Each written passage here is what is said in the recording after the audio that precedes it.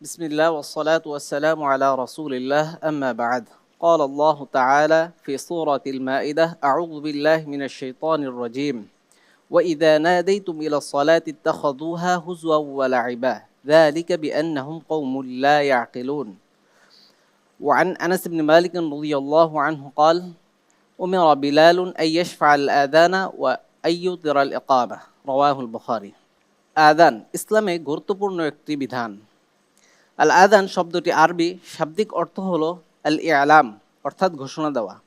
শরীয়তের পরিভাষায় নির্দিষ্ট কিছু আরবি বাক্যসমূহের মাধ্যমে নির্দিষ্ট সময়ে উচ্চ কণ্ঠে সালাতের জন্য আহ্বান করাকে আযান বলা হয়। আযানের সূচনা নিয়ে বেশ কিছু মতবাদ রয়েছে। যেমন কেউ বলেন আযানের সূচনা হয়েছে মক্কায় হিজরতের পূর্বে, আবার কেউ কেউ বলছেন আযানের সূচনা হয়েছে হিজরতের পরে প্রথম হিজরিতে।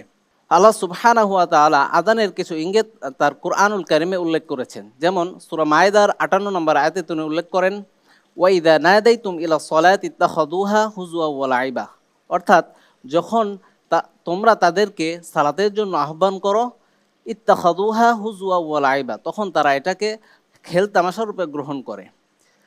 আল্লাহ সুবহানাহু ওয়া তাআলা অপর একটি আয়াতে উল্লেখ করেন ইয়া আইয়ুহাল্লাযীনা আমানু ইযা নুদিয়া লিস-সালাতি মিন ইয়াউমিল জুমআহ ফাসআউ ইলা যিকরিল্লাহ, হে ঈমানদারগণ, যখন তোমাদেরকে জুমার দিনে সালাতের জন্য আহ্বান করা হবে, ফাসআউ ইলা যিকরিল্লাহ, তখন তোমরা আল্লাহর স্মরণের দিকে ধাবিত হও। এখানে নিদা বা নুদিয়া শব্দ উল্লেখ করা হয়েছে যার অর্থ ডাক, আহ্বান।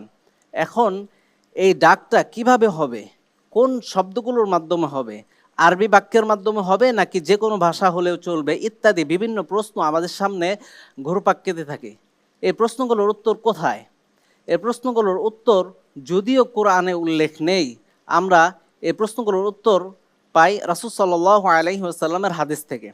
যেমন আবু মাহদুরা রাদিয়াল্লাহু আনহু থেকে বর্ণিত, তিনি বলেন আন্না নবিয়্য সাল্লাল্লাহু আলাইহি ওয়াসাল্লাম আল্লামাহুল আযান, রাসূল সাল্লাল্লাহু আলাইহি ওয়াসাল্লাম তাকে আযান শিক্ষা দিয়েছেন এভাবে যে আল্লাহু আকবার আল্লাহু আকবার আল্লাহু আকবার আল্লাহু আকবার আশহাদু আল্লা ইলাহা ইল্লাল্লাহ, বা প্রচলিত যে আযানটা আমরা সাধারণত শুনে থাকি, উক্ত হাদিসে এই আযানের কথা উল্লেখ করা হয়েছে।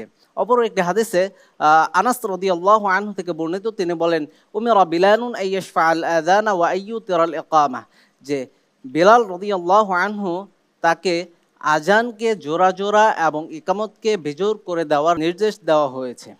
তাহলে কুরআনে একটি বিষয় উল্লেখ থাকার পরেও সেখান থেকে আমরা স্পষ্টভাবে বুঝতে পারছি না যে আসলে এটার দ্বারা কি নির্দেশ করছে। এই জন্য আমাদের প্রয়োজন হচ্ছে হাদিস।